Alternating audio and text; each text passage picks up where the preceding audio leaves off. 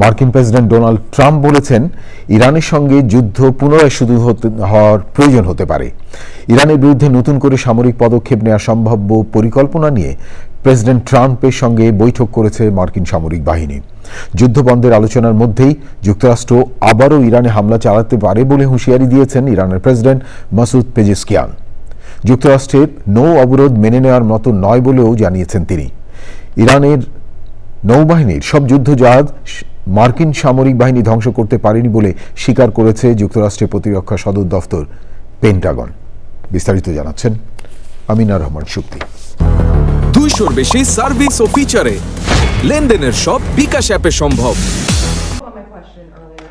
ইরানের বিরুদ্ধে নতুন করে সামরিক পদক্ষেপ নেওয়ার সম্ভাব্য পরিকল্পনা নিয়ে প্রেসিডেন্ট ডোনাল্ড ট্রাম্পের সঙ্গে বৈঠক করেছেন মার্কিন সামরিক বাহিনী।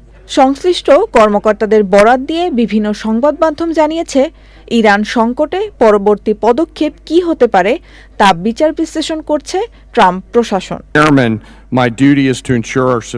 যুক্তরাষ্ট্রের জয়েন্ট চিফ অব স্টাফের চেয়ারম্যান জেনারেল ড্যান কেইন জানান, ইরানের নৌশক্তিকে পুরোপুরি ধ্বংস করা সম্ভব হয়নি। এখনও হরমুজ প্রণালীতে কিছু দ্রুতগামী যুদ্ধযান সক্রিয় রয়েছে। যুদ্ধ বন্ধের আলোচনা চলার মধ্যেই যুক্তরাষ্ট্র আবারও ইরানে হামলা চালাতে পারে বলে হুঁশিয়ারি দিয়েছেন দেশটির প্রেসিডেন্ট মাসুদ পেজেশকিয়ান। তিনি বলেছেন, ওয়াশিংটনের উপর থেকে ইরানের আস্থা পুরোপুরি নষ্ট হয়ে গেছে।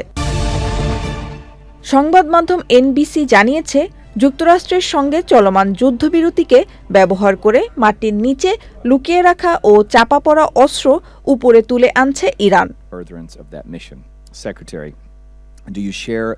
মার্কিন সিনেটে ইরান যুদ্ধ থেকে যুক্তরাষ্ট্রের সেনাদের ফিরিয়ে আনার প্রস্তাবটি 47-50 ভোটে বাতিল হয়ে গেছে। ভোটাভুটিতে রিপাবলিকান পার্টির 2 জন সদস্য দলীয় সিদ্ধান্তের বাইরে গিয়ে প্রস্তাবের পক্ষে ভোট দেন। এক ডেমোক্র্যাট সদস্য প্রস্তাবের বিপক্ষে গিয়ে ভোট দিয়েছেন। Amina Rahman Shukti, channel I.